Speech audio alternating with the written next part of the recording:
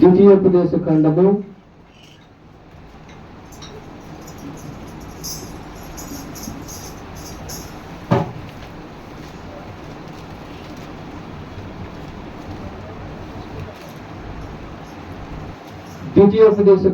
16వ అధ్యాయము 17వ వచనం చూసుకుందాం. ద్వితీయోపదేశ ఖండము 16వ అధ్యాయము 17వ వచనం చూద్దాం.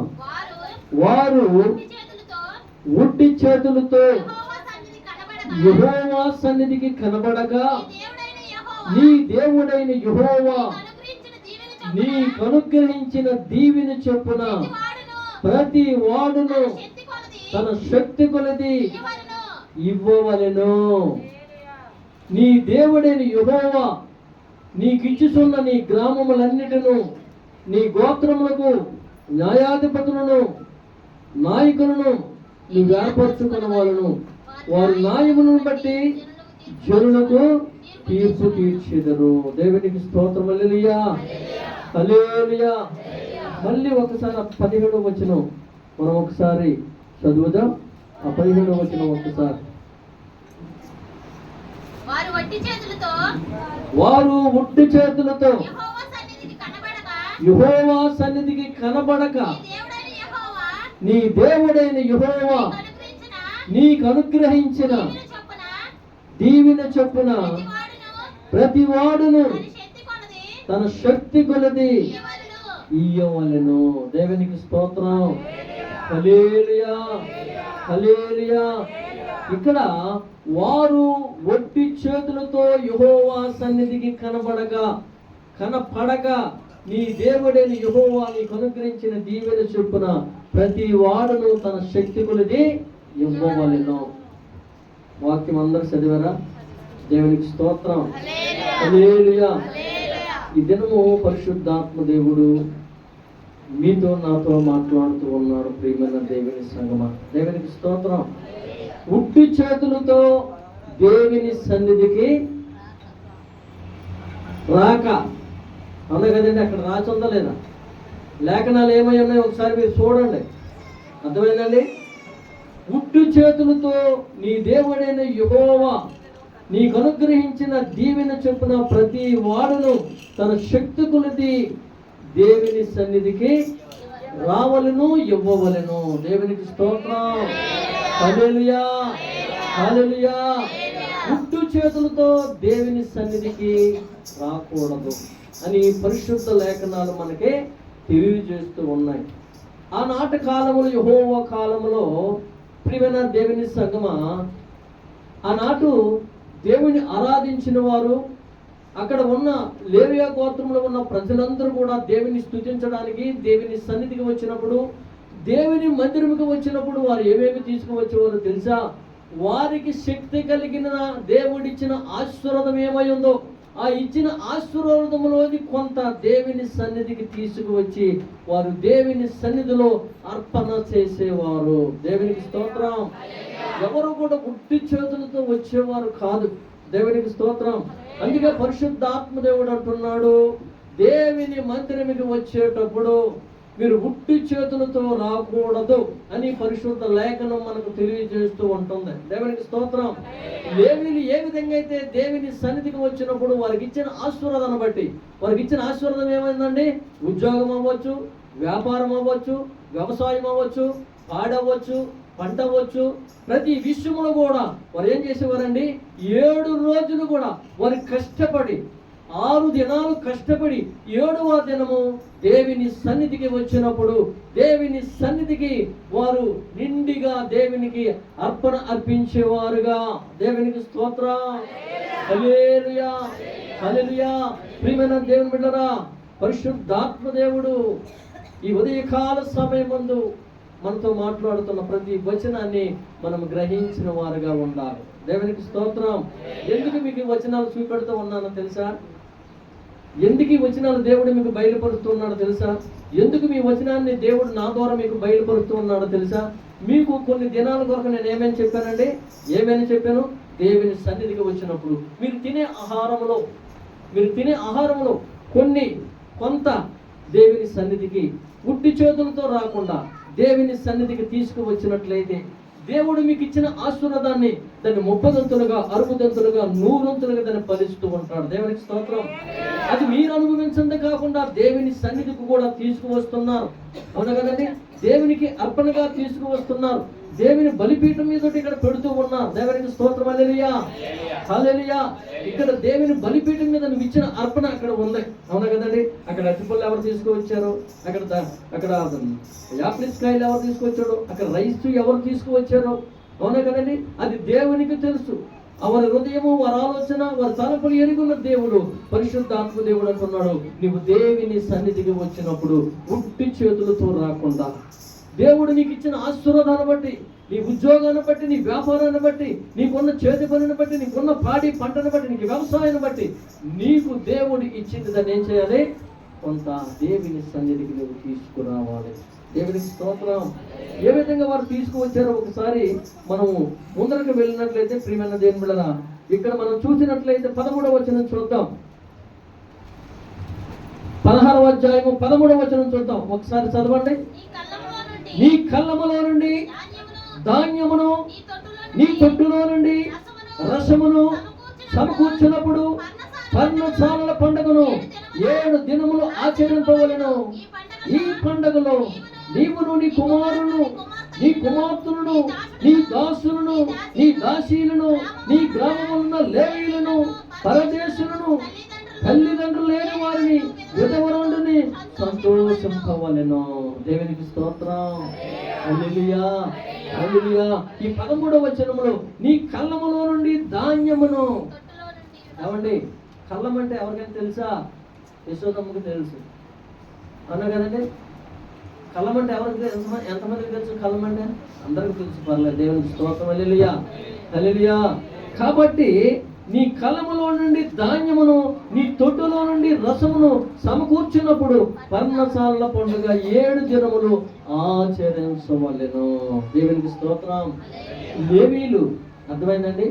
లేవీలు పర్ణశాల పండుగ వారు ఆచరిస్తూ ఉండేవారు. రేపు సోమవారం, అర్థమైందండి? రేపు సోమవారం, శనివారం వరకు కూడా 6 దినాలు. ఈ 6 దినాలు కూడా వారు కష్టపడుతూ ఉంటారు. అవునా కదండి? వారు కష్టపడుతూ ఉంటారు, పనులు చేస్తూ ఉంటారు, వ్యాపారాలు చేస్తూ ఉంటారు, ఉద్యోగం చేస్తూ ఉంటారు. వారు రకరకాలుగా వారు ఆలోచన చెప్పిన మరి కొంత ధనాన్ని సమకూర్చుకుంటారు.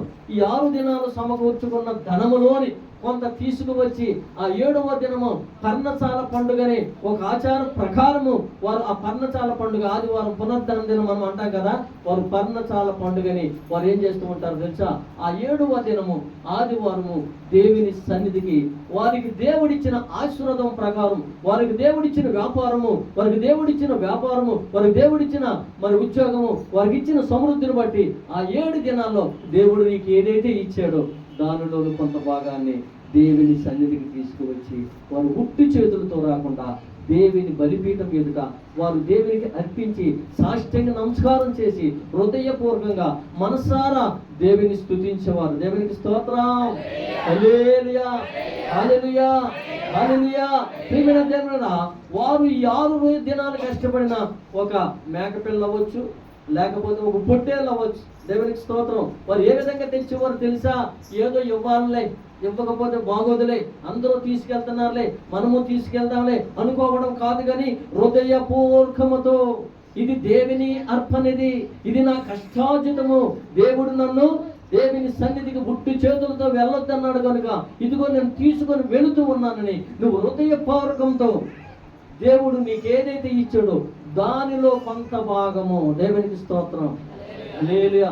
కొత్త నిబంధనలోకి వెళ్తే పుదీనాలోను ఎందులోనండి?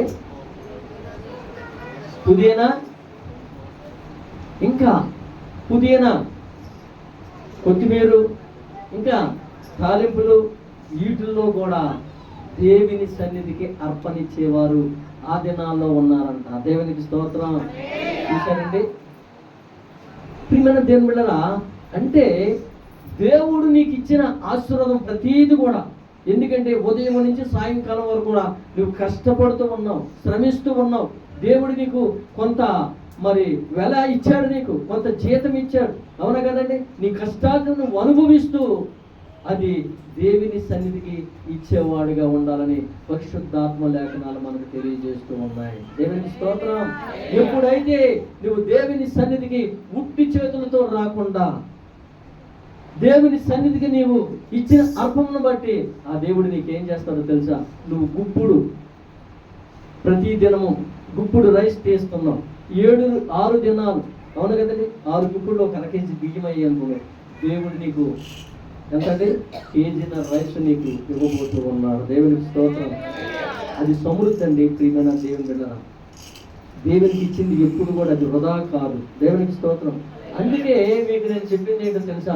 మీరు దేవుని సన్నిధికి వచ్చినప్పుడు దేవుడు మీకు ఇచ్చిన ఆశీర్వాదములో కొంత దేవుని సన్నిధి నువ్వు ఇవ్వగలిగినంత దేవుడు నీకు ఇచ్చిన దాంట్లో 10 రూపాయలు దేవుడు నీకు ఇచ్చాడు అనుకోండి, అందులో నువ్వేం చేయాలి? దేవునికి 10 పైసలు. 1000 రూపాయలు ఇచ్చాడు అనుకోండి, 100 రూపాయలు. 10,000 ఇచ్చాడు అనుకోండి, 1000 రూపాయలు. ఇలాగా దేవుని సన్నిధికి అర్పణ అర్పించేవాడుగా ఉండాలి. దేవునికి స్తోత్రం. హల్లెలూయా, హల్లెలూయా. ఎందుకంటే మీకు ఎప్పుడు కూడా దశమ భాగముల గురించి కానీ, కానుకల గురించి కానీ, లేకపోతే మరి మనం వంట చేసుకున్న దాంట్లో రైస్ కానీ, కూరగాయల గురించి కానీ నేను ఎప్పుడు చెప్పలేదు. కాబట్టి నాది కూడా కొంత అందులో లోపం ఉందని నేను గ్రహించాలి. దేవునికి స్తోత్రం. ఎందుకంటే దేవుడు ఏమంటున్నాడు? ఇదిగో నేను బయలుపరిచిన ప్రతి వాక్య భాగాన్ని నీవు అక్కడున్న ప్రతి ఒక్కరికి నువ్వు తెలియపరచాలి. ప్రతి విషయమును కూడా నువ్వు తెలియపరచాలి. తెలియపరచని ఎడల దానికి మరి భాగ్యం ఎవరునండి? సేవకుడై ఉంటాడు. దేవునికి స్తోత్రం. హల్లెలూయా, హల్లెలూయా. వాక్యములో ఏ విధంగా చెప్పాలి? వాక్యము మరి సూటిగా బహుమాటంగా దేవుని వాక్యాన్ని బోధించేవారుగా ఉండాలి సేవకులు. దేవునికి స్తోత్రం. హల్లెలూయా, హల్లెలూయా. కాబట్టి ఈ ఉదయకాల సమయం ముందు ప్రియమైన దేవుని సంగమా, ఈ 13వ వచనమును చూస్తున్నట్లయితే, నీ కళ్ళములో నుండి ధాన్యమును, నీ తొట్టులో నుండి రసమును సమకూర్చినప్పుడు పర్ణశాల పండుగ 7 దినములు ఆచరించవలను.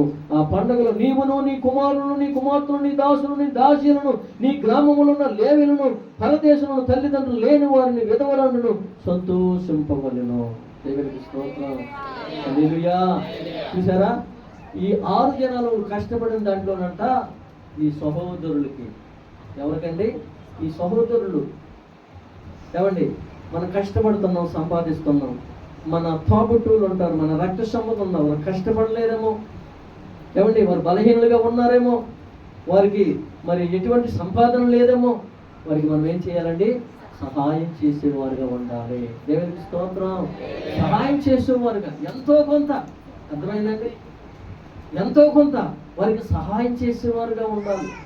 నీవు, నీ భార్య, నీ పిల్లలు అందరూ కూడా దేవుని సన్నిధికి వచ్చి దేవుని సన్నిధిలో సంతోషముతో, ఆనందముతో దేవునికి అర్పించిన అర్పణను బట్టి, నీ సహోదరులకు ఇచ్చిన సహాయమును బట్టి నిజంగా దేవుని కృప, దేవుని ఆశీర్వాదము నిన్ను నడిపిస్తూ ఉంటుంది. ప్రియమైన దేవుని సంగమా, దేవునికి స్తోత్రం. హల్లెలూయా, హల్లెలూయా, హల్లెలూయా. ప్రియమైన దేవుని బిడ్డలారా, నిజంగా ద్వితీయోపదేశకాండము 15:7-8 చూసినట్లే పేదవారికి సహాయం చేసేవారుగా ఉండాలి. ఒకటి, దేవుని సన్నిధికి ఉట్టి చేతులతో మనం వెళ్ళకూడదు. అలాగే రెండవది చూసినట్లయితే పేదవారికి నీవు సహాయం చేసేవారుగా ఉండాలి. దేవునికి స్తోత్రం. పేదవారు అంటే ఎవరంటే పేదవారు? మనకన్నా పేదవారు ఉంటారు, అవునా కదండి? మనకన్నా దరిద్రులు ఉంటారు, మనకన్నా లేమి కలిగిన వారు ఉంటారు, ఆ పూటకి ఆహారం లేని వారు ఉంటారు. నువ్వేం చేయాలి? అటువంటి వారికి దేవుడు నీకు 3 పూటలు ఇచ్చాడు కదా, అవునా కదండి? 3 మా దినమంతా కూడా దేవుడు నీకు సమృద్ధిని ఆహారం ఇచ్చాడా? మంచి వస్త్రం ఇచ్చాడా? అవునా కదండి? మంచి ఆరోగ్యం ఇచ్చాడా? నీకు కావాల్సినంత కూడా దేవుడు నీకు ఇస్తూ ఉన్నాడా? దానిలో నువ్వేం చేయాలి? నీకన్నా మరి దరిద్రత కలిగిన వారికి, నీకన్నా భేద గల వారికి మనం ఏం చేయాలి? సహాయం చేసేవారుగా ఉండాలి. దేవునికి స్తోత్రం. సహాయం చేసేవారుగా ఉండాలి. ప్రియమైన దేవుడా, దేవుడు నీకు కావలసినంత కూడా సహాయం చేస్తూ ఉంటాడు. దేవునికి స్తోత్రం. హల్లెలూయా, హల్లెలూయా. కాబట్టి ఈ ఉదయకాల సమయం ముందు ప్రియమైన దేవుళ్ళ సామెతల గ్రంథము 3వ అధ్యాయము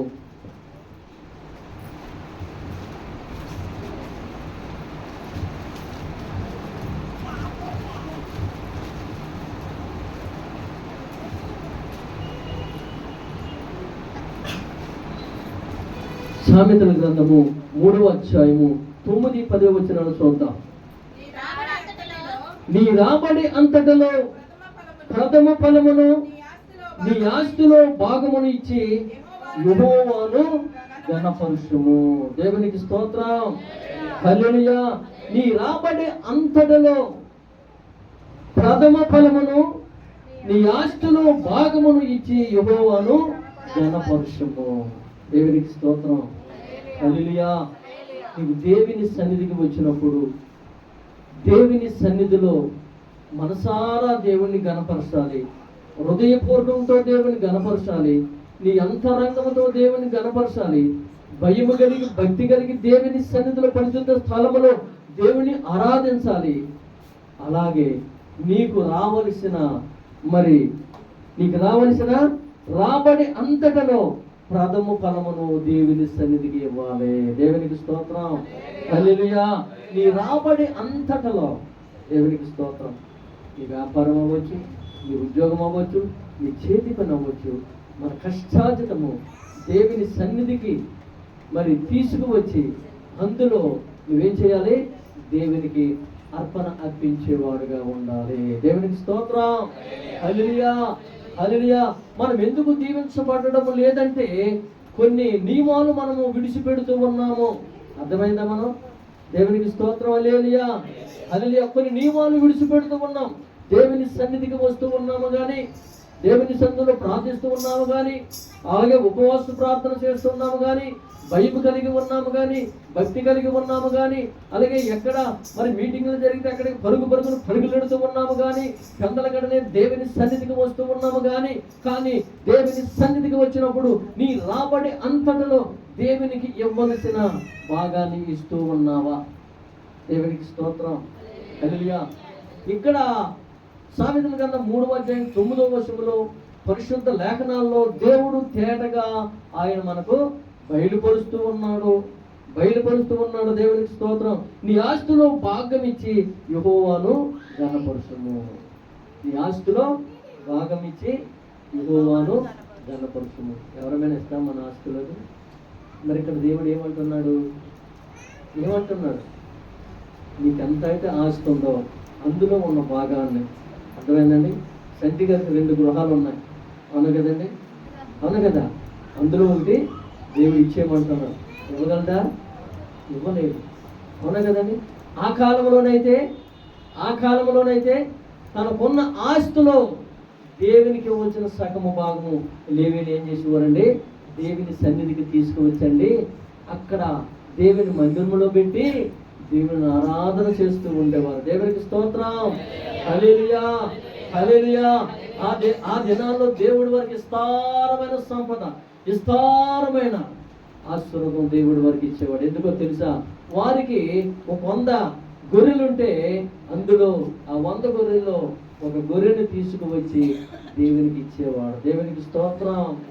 హల్లెలూయా. హల్లెలూయా. ప్రియమైన దేవుడా, అంటే తనకున్న ఆస్తిలో కూడా దేవునికి భాగం ఉందని వారు గ్రహించారు. దేవునికి స్తోత్రం. తనకున్న ఆస్తిలో దేవునికి కూడా సగ భాగం ఉందని వారు గ్రహించి దేవుని సన్నిధికి తీసుకువచ్చేవారు. ప్రియమైన దేవుని సన్నిధి, దేవునికి స్తోత్రం. అలాగే మనము కూడా ఆ భాగాలు ఇస్తూ ఉంటే ఏ విధంగా ఉంటుందో ఒకసారి చూస్తే ఏ విధంగా ఉంటుంది? అర్థమైందండి? ఏ విధంగా ఉంటుందో తెలుసా? ఊహించలేని ఆశ్చర్యకార్యములు మనం చూస్తాం. దేవునికి స్తోత్రం. హల్లెలూయా. కానీ ఈ దినాల్లో మనకు వచ్చినవి మనకే సరిపోతలేదు, అవునా కదండి? అవునా కదా? రోజుకు 3,000 సంపాదిస్తే 4,000 ఖర్చు కనపడుతూ ఉంటుంది, అవునా కదండి? ఎంతసేపు మనం ఆలోచన ఏంటో తెలుసా? పక్కింటోడు ఏసీ పెట్టాడు, మనం ఒక ఏసీ పెట్టాలి, అవునా కదండి? పెట్టుకోవాలి. అదేంటి? మన ఘనతకి సాదృశ్యం. అది వాడు ఏ విధంగా ఆ ఏసీని కొనుక్కొని తన గృహంలో పెట్టుకున్నాడో తెలుసా? తన ముందే పెట్టుకున్నాడు. మనకు లేదు. మనం ఏం చేయాలి? తగ్గించుకోవాలా లేదా? ఇలాగే ఎంతోమంది లోకములు వారు పక్కింటి వారిని చూసి, పొరుగింటి పుల్లబోరును చూసి రకరకాలుగా అప్పులు పాలైపోయిన వారు ఎంతమంది లేరండి? దేవునికి స్తోత్రం. హల్లెలూయా, హల్లెలూయా. ఇవన్న దేవుని బిడ్డలారా, నేను సేవకుడినే, అర్థమైంది? మరి నేనున్న ఇల్లు చూస్తే మీకు ఏ విధంగా అనిపిస్తూ ఉంటుంది? అయ్యో పాస్టర్ గారు ఇంట్లో ఉన్నారంటే ఒక 5,000 రూపాయలు, ఒక 6,000 రూపాయలు సపరేట్గా ఇల్లు తీసుకొని అందులో ఉండొచ్చుగా అని మీ మనసుకు ఏ విధంగా అనిపిస్తుందో తెలుసా? అయ్యో పాస్టర్ గారు ఈ గృహంలో ఉన్నారు అని బాధ కలగొచ్చు. కానీ మనం ఏం చేయాలండి? తగ్గించుకుని వారుగా ఉండి, దేవుడు మనకి ఎంతైతే ఇస్తున్నాడో అందులోనే మనం వినియోగించుకునిగా ఉండి, అవునా కదండి, దేవుడిని అడుగుతూ ఉండాలి. దేవునికి స్తోత్రం. హల్లెలూయా, హల్లెలూయా. మనము హెచ్చులకు వెళ్ళకూడదు, హెచ్చుపుకు వెళ్ళకూడదు, ఘనతలకు వెళ్ళకూడదు. అర్థమైందండి? దేవునికి స్తోత్రం. నీకు దేవుడు ఇచ్చిన దాంట్లో 10వ వంతు దేవుని సన్నిధికి వచ్చి దేవుని సన్నిధి అర్పణ చేసి దేవుడిని అడిగినట్లయితే దేవుడు నీకు విస్తారమైన సంపద సమృద్ధిని ఇవ్వబోతూ ఉన్నాడు. దేవునికి స్తోత్రం. హల్లెలూయా, హల్లెలూయా, హల్లెలూయా. ఇంతకు ముందు పులిపేట మీదకి ఏమన్నా మనం రైస్ చూసామా? పళ్ళు చూసామా? పలహారాలు చూసామా? చూడలేదే. కానీ దేవుడు తన సేవకుడితో మాట్లాడినప్పుడు, సేవకుడిని గద్దించినప్పుడు, సేవకుడు బయలుపరిచినప్పుడు, ఈ రోజున మీరు తీసుకువచ్చిన ఆ రైసు, ఈ రోజున బల్లారాధన 10 కేజీల రైసు మనకు అవసరం. మీరు తీసుకువచ్చిన 10 కేజీల రైసు ఇప్పుడు మనము ఆ రైసు కొనకుండా మనం ఏం చేస్తున్నామండి? ప్రేమ ఇందులో వాటిని ఏర్పాటు చేసుకొని మరి వాటిని ఆహారంగా తీసుకుంటున్నాం. దేవుడు ఎంత ఆరోగ్యం ఇస్తాడో మనకు తెలుసా? దేవునికి స్తోత్రం. హల్లెలూయా. ఈ రోజున సంఘములో వచ్చిన ఆ కానుక మనమందరము కూడా వాటిని భుజిస్తూ ఉన్నాం. ఈ రోజు నుంచి దేవుని బల్లారాధనలో భోజనం చేసిన ప్రతి ఒక్కరికి దేవుడు ఉన్న ప్రతి బలహీనతని, అనారోగ్యమైన బలహీనత యేసు నామములో వాటిని తీసివేయునుగాక. ఆమేన్, ఆమేన్. ఎందుకో తెలుసా? ఈ రోజున మనం బయట రైస్ కొనుక్కొని తీసుకొచ్చి వంట చేసుకోవడం లేదు, కానీ సంఘంలోనూ దేవుని సన్నిధికి తీసుకువచ్చిన ఆ అర్పణ అనే రైస్ను మనం వాడుతూ ఉన్నాం. దేవునికి స్తోత్రం. దేవుడు మనకు మంచి ఆరోగ్యం ఇచ్చునుగాక, సమృద్ధమైన ఆహారం ఇచ్చునుగాక, సమృద్ధమైన సంపత్తులు దేవుడు మనకు సంఘమును క్షేమంగా నడిపించునుగాక. హల్లెలూయా, హల్లెలూయా, హల్లెలూయా. కాబట్టి ప్రియమైన దేవుళ్ళరా, మన వాక్య భాగాన్ని బట్టి మనం ఏం చేయాలో తెలుసా? మనము ఆ వాక్యాన్ని బట్టి మనం ముందుకు సాగినట్లయితే పరిశుద్ధాత్మ దేవుడు మనల్ని ఆస్తికర్తలుగా తన సన్నిధిలో ముందుకు నడిపిస్తూ ఉంటాడు. దేవునికి స్తోత్రం. హల్లెలూయా, హల్లెలూయా. అలాగే లేవి కాండము 27వ అధ్యాయము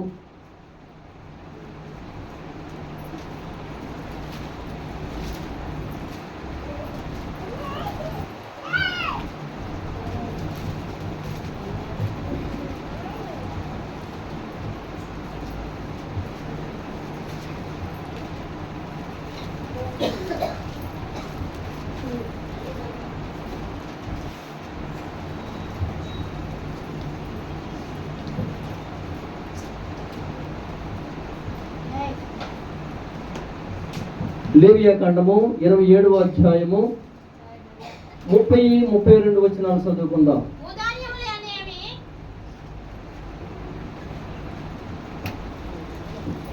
చదువు. భూధాన్యములనేమి, వృక్షఫలములనేమి, భూఫలమన్నిటిలో దశమ భాగము యెహోవా సొమ్ము. అది యెహోవాకు ప్రతిష్ఠితమగును. ఒకడు తాను చెల్లింపవలసిన దశమ భాగములో దేనినైనను విడిపించుకోని యెడల దానిలో 5వ వంతు దానిలో కలపవలెను. దేవునికి స్తోత్రం. హల్లెలూయా. భూధాన్యములేమి, వృక్ష ఫలములేమి, భూఫలములన్నిటిలో దశము భాగము యెహోవా సొమ్ము. దేవునికి స్తోత్రం. భూధాన్యములో అంటే మనం పండించే పంటలో దేవునికి స్తోత్రం. నీకు ఎకరం పొలం ఉంది, అవునా కదండి? ఎకరం పొలం ఉంది, అందులో పంట వేసావు. మనం 50 బస్తాలు వచ్చాయనుకోండి, దేవునికి ఏం చేయాలి? ఒక బస్తా దేవుని సన్నిధికి తీసుకురావాలి. దేవునికి స్తోత్రం. హల్లెలూయా. వృక్ష ఫలములో అంటే ఇక్కడ జాన్ చెట్టు మంత వరకు మనమే కోసుకు తిన్నాం. దేవునికి ఇచ్చామా? కాబట్టి దేవునికి ఇచ్చామా? ఇవ్వలేదా? మొదట కాసిన కాయ, పండిన పండు దేవుని సన్నిధికి తీసుకొచ్చి మేము అక్కడ పెట్టాము. దేవునికి స్తోత్రం.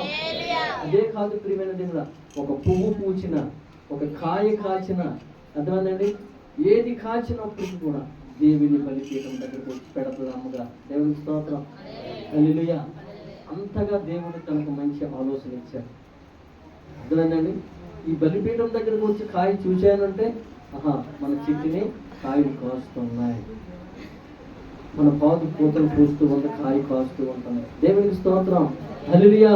చూసారా? భూధాన్యములేమి, వృక్ష ఫలములేమి, భూములన్నిటిలో దశము భాగము యెహోవా సొత్తు. దేవునికి స్తోత్రం. భూఫలములన్నిటిలో దశము భాగము యెహోవా సొత్తు. దేవునికి స్తోత్రం. ప్రియమైన దేవుడా, దేవుడు నీకు ఇచ్చిందంతా కూడా 10వ వంతు దేవుని సొత్తు అయి ఉన్నది. దేవునికి స్తోత్రం. దేవునికి ఇవ్వవలసిందే. ఇవ్వకపోతే దాని పరిణామాలు ఏ విధంగా ఉంటాయో అర్థమైందా? తర్వాత అధ్యాయం మనకు చూపెడుతూ ఉంటాడు. దేవునికి స్తోత్రం. హల్లెలూయా. హల్లెలూయా. ఈవేళ ఉదయకాల సమయం అండి, దేవుడు మనతో ఈ మాటలు ఎందుకు మాట్లాడుతూ ఉన్నాడో తెలుసా? ఇక్కడ ఉన్న వారికి కొంతమందికి గ్రహింపు శక్తి లేని వారు, అర్థమైందండి? గ్రహింపు ఉన్నా సరే ఇవ్వలేని ఆలోచనతో ఉన్నవారు.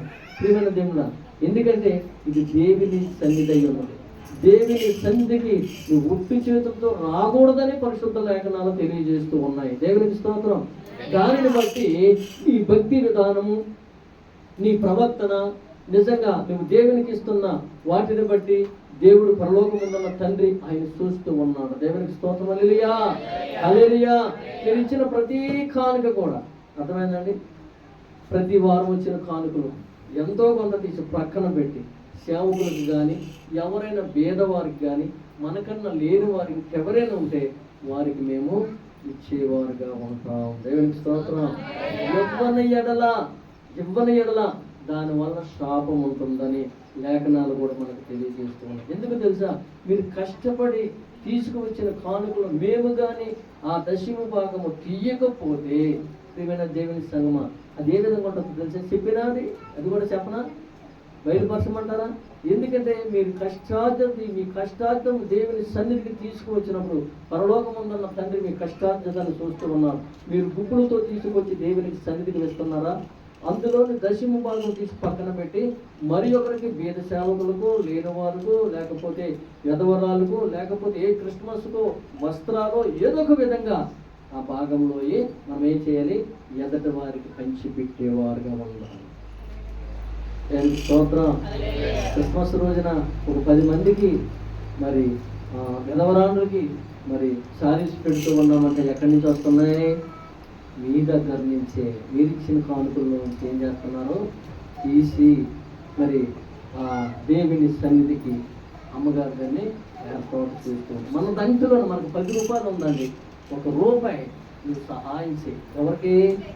మనకన్నా లేని వారికి, దరిద్రుడికి, ఆకలిగా ఉన్న వారికి, ఏ స్థితిలో మరి వారు మరి ఆకలితో అలమటిస్తున్న వారికి నీవు సహాయం చేస్తే దేవుడు అది నీకు 30 దంతులుగా, 60 దంతులుగా, 100 దంతులుగా ఫలింపజేస్తూ ఉంటాడు. దేవునికి స్తోత్రం. హల్లెలూయా. హల్లెలూయా. కాబట్టి ఈ ఉదయకాల సమయం ముందు ప్రియమైన దేవులరా, మనమందరము కూడా తెలుసుకొని గ్రహించవలసింది ఏంటో తెలుసా? దేవుని సన్నిధికి వచ్చేటప్పుడు నీకున్న దాంట్లోనే ఎంతో కొంత దేవునికి అర్పణ అర్పించేవారుగా ఉండాలని పరిశుద్ధాత్మ దేవుడు తేటగా మనకి తెలియజేస్తూ ఉన్నాడు. దేవునికి స్తోత్రం. హల్లెలూయా. హల్లెలూయా. అలాగే మలాకి గ్రంథము 3వ అధ్యాయము 8-10 వచనాలు చూసినట్లయితే, మలాకి గ్రంథము 3వ అధ్యాయము 8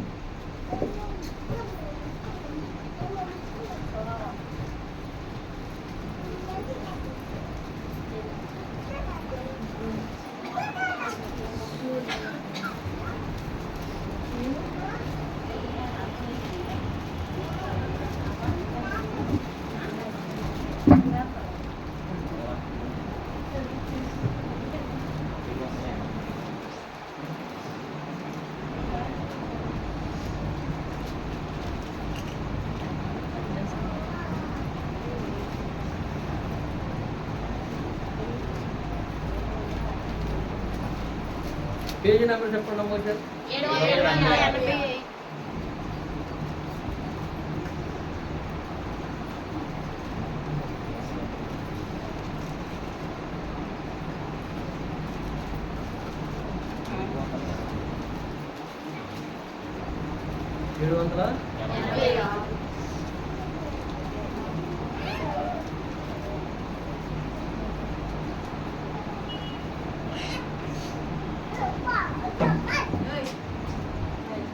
చదవండి ఒకసారి.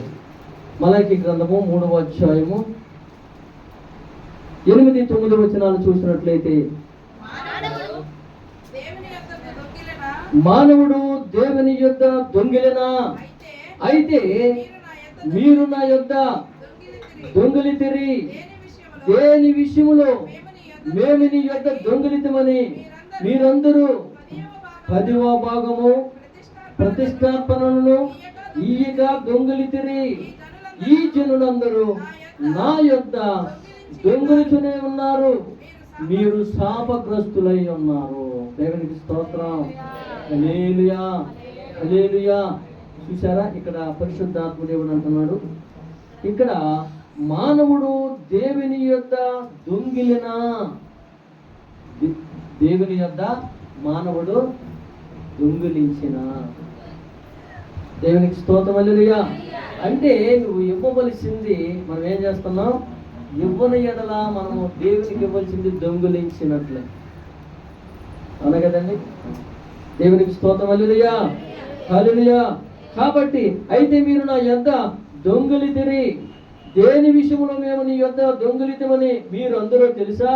10వ భాగము ప్రతిష్టార్పణలు ఈయక దొంగిలించిరి. దేవునికి స్తోత్రం. 10వ భాగము ప్రతిష్ట అర్పణలో ఇంకా చాలా అర్పణలు ఉన్నాయంట. అవన్నీ చెబితే మనం ఇంకా భయపడిన వారుగా ఉంటాం. దేవునికి స్తోత్రం. హల్లెలూయా, హల్లెలూయా. ఇన్ని అర్పణలు ఉన్నాయో తెలుసా? కానీ మనం ఇవ్వాల్సింది ఒకటే అర్పణ ఇస్తున్నాం, అవునా కదండి? దేవునికి స్తోత్రం. ఏ అర్పణ ఇస్తున్నాం? దేవుని సన్నిధికి ఇవ్వవలసిన 10వ భాగము. దశ అనగా ఎన్ని? దశ హిందీ ఎవరికి వచ్చు? దశ అంటే ఎన్ని? 12. 10. దేవునికి స్తోత్రం. నువ్వు 10,000 రూపాయలు సంపాదిస్తే దేవుని సన్నిధికి 10వ భాగము ఏం చేయాలి? 1,000 రూపాయలు దేవుని సన్నిధికి ఇవ్వాలి. ఇవ్వని ఎడల నువ్వు నా సొమ్మిని దొంగిలించేవాడుగా ఉన్నావు. దేవునికి స్తోత్రం. హల్లెలూయా, హల్లెలూయా. దేవుడా, కొన్ని సంఘాలు ఉంటాయి, అర్థమైందండి? కంపల్సరీ ప్రతి నెల కూడా 10వ భాగము కట్టవలసిందే. వారికి అలాగ స్కూల్లో పాఠాలు నేర్పినట్టుగా నేర్పుతూ ఉంటారు. కొన్నాళ్ళకి అది అలవాటు అవుతుంది, అర్థమైందండి? అది అలవాటు అయిన తర్వాత వారు ఇస్తూ ఉంటారు. వారు అంచులంచులుగా దీవించబడుతూ ఉంటారు. దేవునికి స్తోత్రం. వారు ఎప్పుడైతే దీవించబడుతూ ఉంటున్నారో వారు మళ్ళీ ఇవ్వడం మానరు. ఎందుకో తెలుసా? మళ్ళీ అది ఏమైపోతుంది? మళ్ళీ తగ్గించిపోతూ ఉంటారు. అందుకని మనము దేవుని సన్నిధిలో దేవునికి అర్పణ అర్పించేవారుగా ఉండాలి. ఉట్టి చేతులతో వచ్చేవారుగా ఉండకూడదు. దేవుని బలిపీఠం ఎదుట నీ అర్పణ కనిపించేవాటుగా ఉండాలి. దేవునికి స్తోత్రం. హల్లెలూయా, హల్లెలూయా. కాబట్టి ఈ ఉదయకాల సమయం ముందు ప్రియమైన దేవుడరా, దేవుడు మనతో మాట్లాడుతున్న ప్రతి మాటను మనం గ్రహించిన వారుగా ఉండాలి. ఇప్పటి వరకు మనకి అలవాటు లేదనుకుందాం, కానీ అలవాటు చేసుకుందాం. గుప్పులు బియ్యం ప్రతిరోజు నువ్వు ఆహారం తింటున్నప్పుడు, నీ కుటుంబానికి నువ్వు వంట చేస్తున్నప్పుడు ఒక డబ్బా పెట్టి అందులో కొన్ని బియ్యం వేసినట్లయితే ఏంటంటే 10వ భాగం. అర్థమైందండి? నీ కుటుంబంతో పాటు దేవునికి కూడా ఇస్తున్నావు. నిజంగా ఎంత క్రమం అండి అది, ఎంత క్రమమో తెలుసా? దేవునికి స్తోత్రం. హల్లెలూయా. మనం 4 ఉన్నామండి, కేజీ బియ్యం వేసుకున్నాం. ఆ కేజీలోను ఇప్పుడు దేవునికి ఇస్తున్నాం. దేవునికి స్తోత్రం. హల్లెలూయా. నీకు 10,000 జీతం వచ్చింది, 1,000 రూపాయలు నీకు తోసింది 500, 300. అది క్రమము. నీకు మిగలలేనప్పటికీ కూడా ఏం చేయాలి?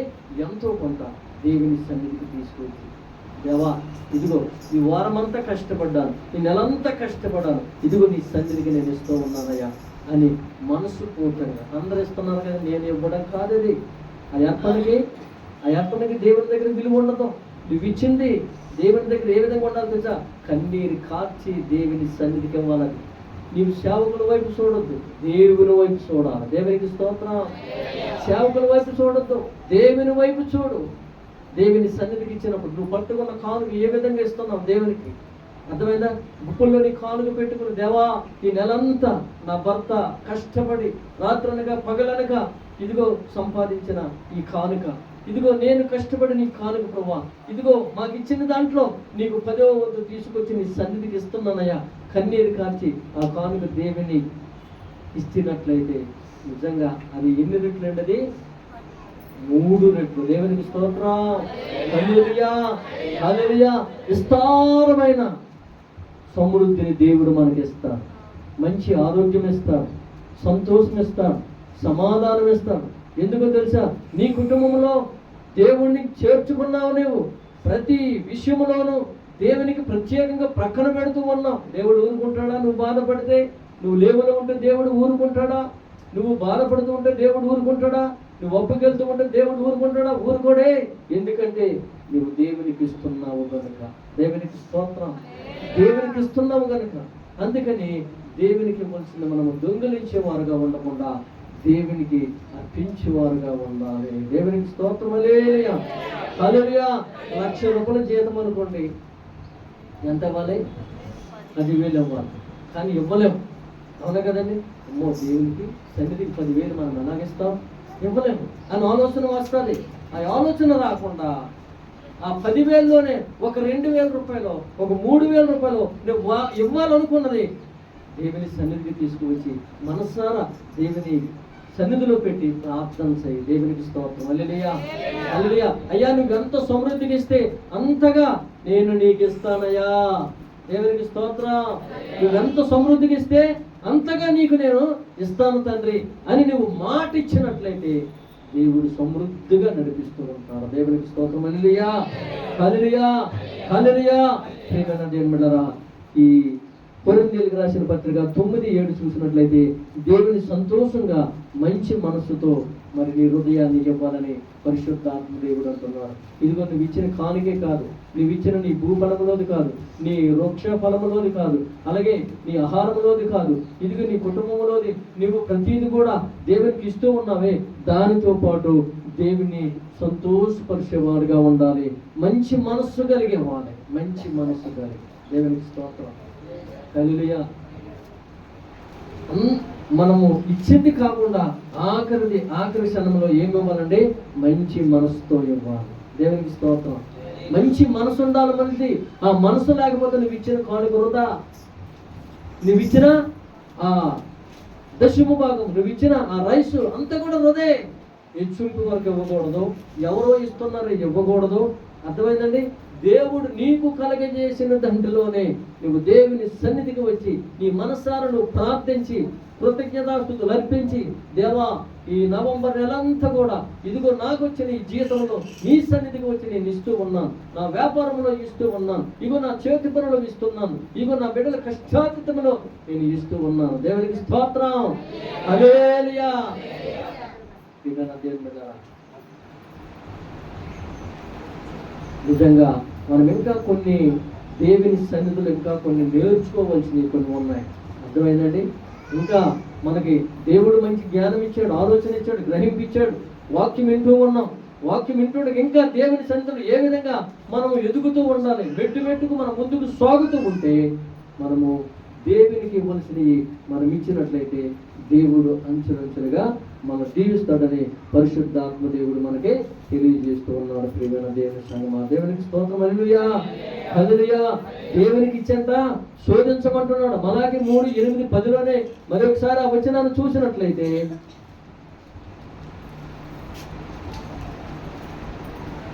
నా మందిరములో ఆహారం ఉండునట్లు 10వ భాగమంతయు మీరు నా మందిరపు నిధిలోనికి తీసుకుని రండి, దీన్ని చేసి మీరు నన్ను శోధించండి అంటున్నాడు. దేవునికి స్తోత్రం.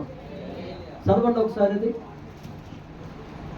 నా మందిరములో ఆహారం ఉండునట్లు 10వ భాగమంతయు మీరు నా మందిరపు నిధిలోనికి తీసుకుని రండి, దీన్ని చేసి మీరు నన్ను శోధించిన ఎడల నేను ఆకాశపు వాకిళ్లను విప్పి పట్టజాలనంత విస్తారమైన దీవులను కుమ్మరించదనని సైన్యములకు అధిపతి యెహోవా సెలవిచ్చుతున్నాడు. దేవునికి స్తోత్రం. హల్లెలూయా, హల్లెలూయా. మీరు తీసుకురండి, నా మందిరములో ఉంచండి, మీరు నన్ను అడగండి, మొరపెట్టండి, మీరు నన్ను ఘోషించండి. దేవునికి స్తోత్రం. మీకు పట్టజాలనంత విస్తారమైన సమృద్ధిని మీకు ఇవ్వబోతూ ఉన్నాను. మీ పంటను తినివేయి పురుగులు నేను గద్దించేదను అంటున్నాడు. దేవునికి స్తోత్రం. మన పంటనంట కొన్ని పురుగులు తినేస్తూ ఉన్నాయంట. అర్థమైందండి? ఎందుకు తినేస్తూ ఉన్నాయో తెలుసా? ఎందుకు తినేస్తున్నాయి? మన పంటను కొన్ని పురుగులు తినేస్తూ ఉన్నాయంట.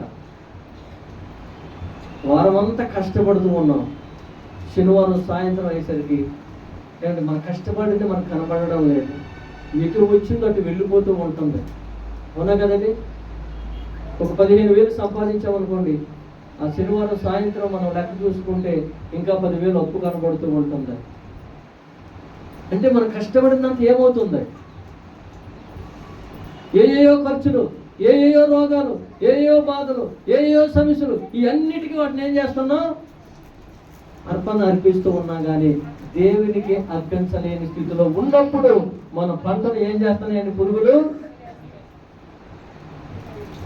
మన పంటను అయ్యి తినివేస్తూ ఉన్నాయి. నన్ను శోధించిన ఎడల నేను ఆకాశపు వాకిళ్లను విప్పి పట్టజాలనంత విస్తారమైన దీవులను కుమ్మరించదనని సైన్యములకు అధిపతి యెహోవా సెలవిచ్చుతున్నాడు. ఈ పంటను తినివేయి పురుగులు నేను గద్దించను, అవి మీ భూమి పంటను నాశనము చేయవు, మీ ద్రాక్ష చెట్లు ఆకాశ ఫలమును రాల్పగా ఉండునని సైన్యములకు అధిపతి యెహోవా సెలవిచ్చుతున్నాడు.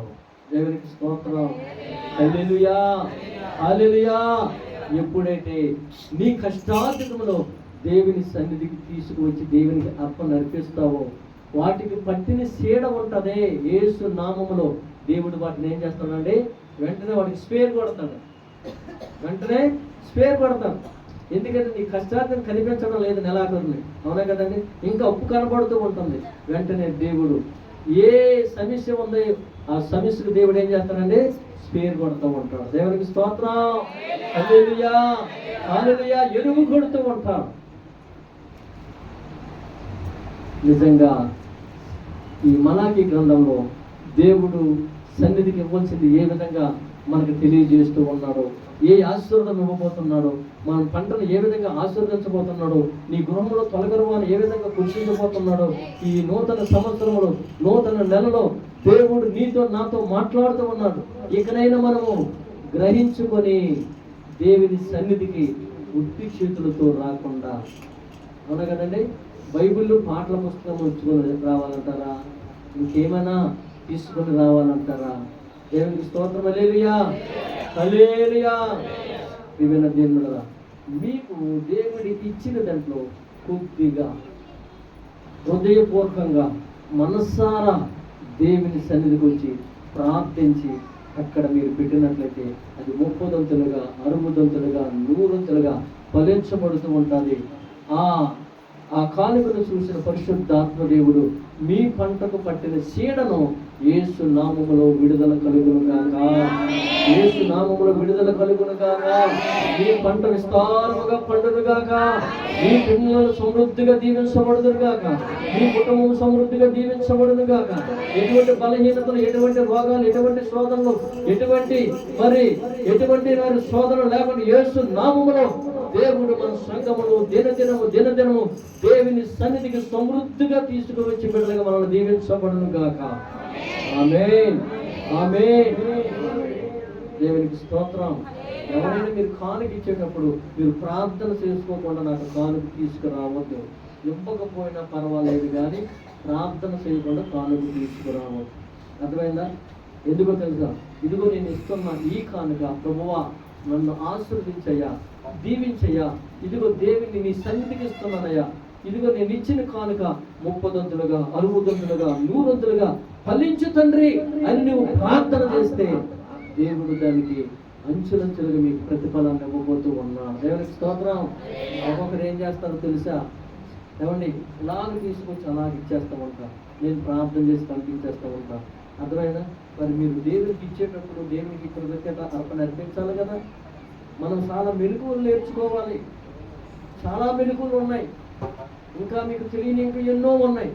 అవన్నీ సేవకుల ద్వారా దేవుడు బయలుపరిచే ప్రతీది కూడా మనం గ్రహించిన వారుగా ఉన్నాము. దేవునికి స్తోత్రం. హల్లెలూయా, హల్లెలూయా.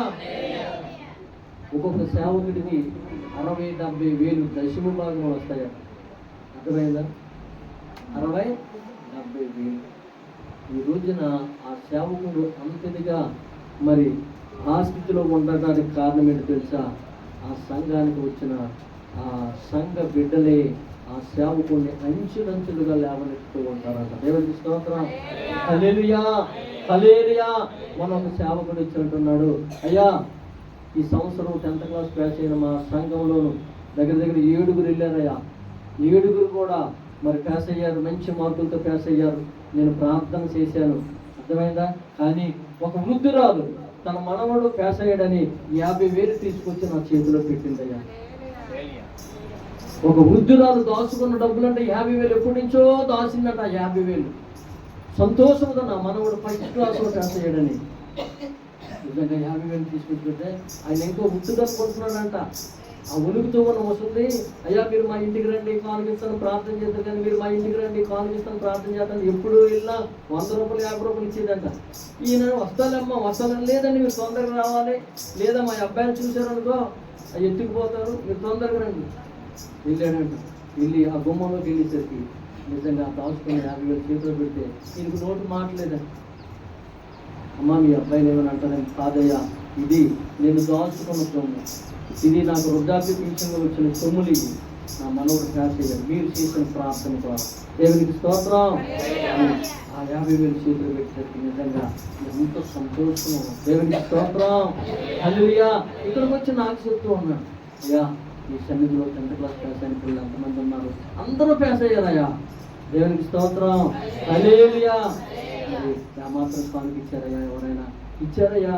కూడికి పెట్టుకున్నారు, మంచి భోజనాలు పెట్టారు, అవునా కదా? ఎందుకంటే మనము వారి ఎదుట తగ్గించుకునే వారుగా ఉండకూడదు, అవునా కదా? మంచి కానుకలు కూడా కల్పించారయ్యా. మన సంఘం గురించి మనము ఇప్పుడు కూడా ఏమండి మరి చిన్న చూపు చూసేవారికి, ఎదుటి వారికి చిన్న చూపు చూసేవారికి మనం ఉండకూడదు, అవునా కదండి? మన సంఘం హెచ్చింపులో ఉండేటట్లు. దేవునికి స్తోత్రం. అయ్యో నాకు 50,000 ఇచ్చారంటే మరి మీకు కూడా మరి ఎక్కువగానే అధికంగా ఇచ్చుంటారు. దేవునికి స్తోత్రం. హల్లెలూయా, హల్లెలూయా.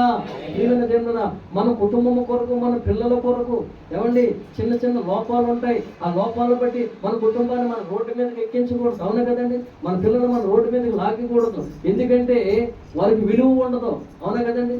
కాబట్టి మన సంఘాన్ని బట్టి మనం ఏం చేయాలి? మా సంఘము మంచి తీవ్ర కలిగిన సంఘంగా మన కుటుంబాల్లో ప్రతి ఒక్కరు కూడా ఇచ్చే విషయంలో, పెట్టే విషయంలో, ప్రతి విషయంలో చాలా మంచిగా చూస్తారండి. దేవునికి స్తోత్రం. హల్లెలూయా.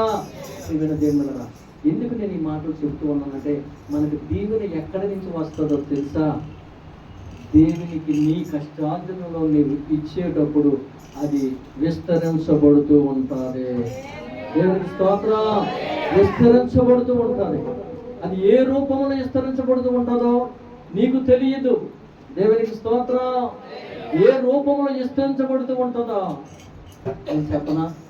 ఏ విధంగా విస్తరించబడుతుంటుందో ఒక్కొక్కసారి నేను ఆశ్చర్యపోతూ ఉంటాను. మీరు ఎవరెవరు ఒక్కొక్కసారి కానుక ఒక్కొక్కసారి ఇవ్వనప్పటికీ కూడా ఏ విధంగా దేవుడు నా చేతికిస్తాడో నాకు తెలియదు. ఎవరిచ్చారో తెలియదు, ఏ విధంగా ఇచ్చారో తెలియదు, ఎక్కడి నుంచి వచ్చిందో తెలియదు. దేవునికి స్తోత్రం.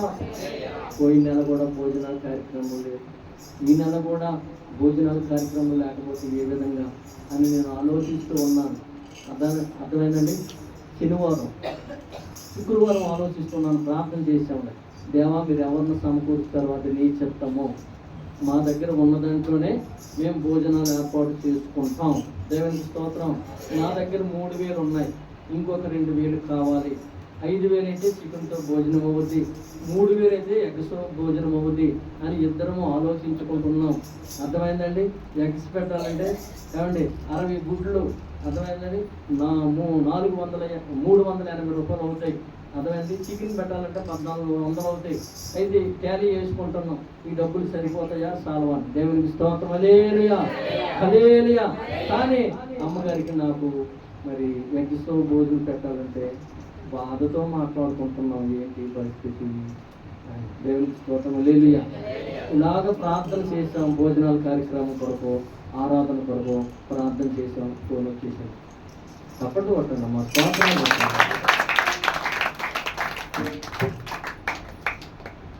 ఏమండి, ఇలాగ ప్రార్థన చేసి బైబిల్ అలా పక్కన పెట్టాం, ఫోన్ వచ్చింది.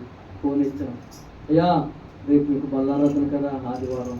అవునయ్యా బల్లారాధన, మీతో మాట్లాడాలి అంటే ప్రార్థనలో ఉన్నానని మీతో మాట్లాడాలి. పొద్దున్న శనివారం పొద్దున్న ఫోన్ చేస్తాను మీకు అన్నా. దేవునికి స్తోత్రం. రాత్రి దేవుడు నాకు ఆలోచన ఇచ్చేసారు.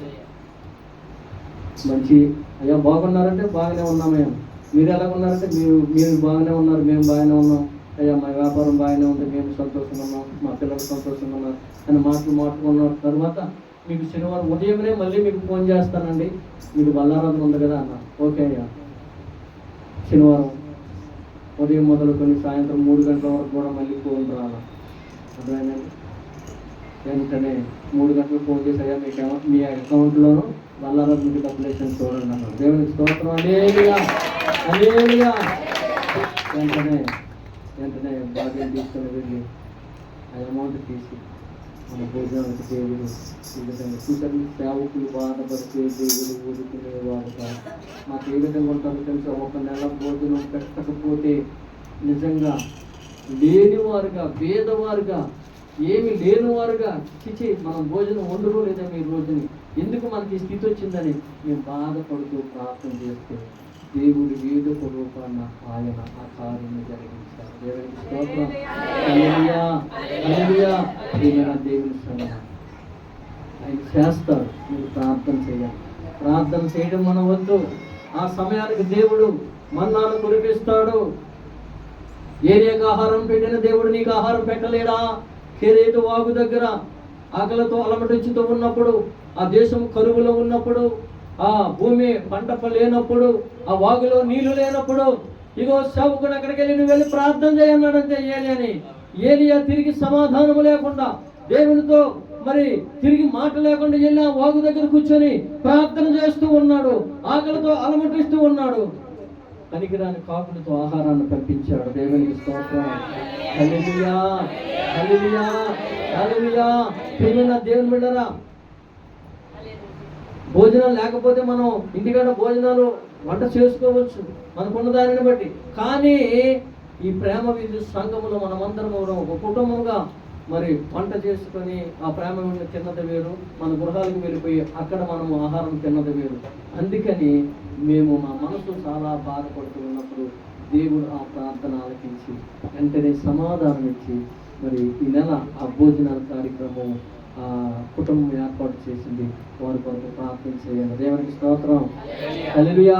ఏమానేలు సువార్తమ్మ గారు మనకు పంపించిన ఈ భోజనాలకి శ్రీమందిగా వారి వ్యాపారం కొరకు ప్రార్థన చేయండి. వారు 10 రోజులకు 15 రోజులకు ఫోన్ చేస్తూనే ఉంటారు. వారి వ్యాపారం బాగుంది. అర్థమైందండి. మీరు చేసిన ప్రార్థన అండి, మీరు చేసిన కన్నీటి ప్రార్థన మాకు బాగుందండి. ఆరోగ్యంగా ఉన్నామండి, సంతోషంగా ఉన్నామండి. మరి విస్తారంగా కస్టమర్స్ వస్తూ ఉన్నారు. కానీ చుట్టుపక్కల వాళ్ళు వారం లేకపోతూ ఉన్నారంట. నిన్నగాక మొన్న వచ్చారు, బాగా సంపాదించుకుంటున్నారు. వీళ్ళు చూస్తే వ్యాపారం చేసే వాళ్ళు లాగా లేరు, దుబాయ్ సైట్లు లాగా ఉన్నారు. ఎందుకంటే అక్కడికి వెళ్ళాక బాగా ఇక్కడే కొద్దిగా వాళ్ళు ఎలా కనపడుతుంటారు మనకి డ్రెస్సులు వేసి. ఏమండి, డ్రెస్సులు వేసి ఎలా ఉంటారు ఏంటి? వాళ్ళని చూసి వారం లేక ఏంటి ఏదో ఒకలాగా ఆ ఇంటి వానరమ్మకో లేకపోతే చుట్టుపక్కల వచ్చిన కస్టమర్స్లతో ఏదో ఒకరు చెప్పి వారి వ్యాపారం పాడు చేయాలని చూస్తున్నారంట. యేసు నామమును వారి గురించి మళ్ళీ మేము వారి ప్రతి విషయంలో మాకు వార్త చెప్తూ ఉన్నప్పుడు మేము ప్రార్థన చేస్తున్నాం. విడుదల అవుతూ ఉంటుందా. దేవునికి స్తోత్రం. ఎన్నో కష్టాలు వచ్చాయి అక్కడికి వెళ్ళాక కూడా. కానీ అయ్యా మీరు ప్రార్థన చేస్తే యేసు నామములో వెంటనే మాకు ఇక్కడ కార్యం జరుగుతూ ఉంటుంది.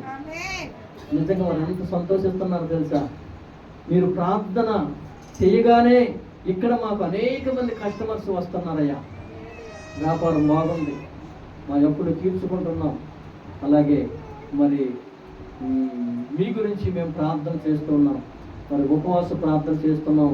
తరచు మరి దేవుడి మా పట్ల చేస్తున్న ప్రతి కార్యాన్ని బట్టి, మీరు చేసిన ప్రార్థన బట్టి, సంఘము చేసిన ప్రార్థన బట్టి మేము చాలా సంతోషిస్తున్నామని వారు సాక్ష్యం చెప్తూ ఉన్నారు. ప్రియమైన దేవుని కాబట్టి వారి కుటుంబం కొరకు, వారి కొరకు, వారికి ఉన్న ప్రతి వ్యతిరేకత కొరకు ప్రార్థన చేయమని వారు మనవి చేసుకున్నారు. మనమందరం కూడా వారి కుటుంబం కొరకు ప్రార్థన చేద్దాం. ప్రివెంట్ దేవుడి ఇచ్చిన సమయాన్ని బట్టి ఆ దేవాది దేవునికి మహిమ, ఘనత, ప్రభావాలు చెందును గాక. మనం లేచి నిలబడిన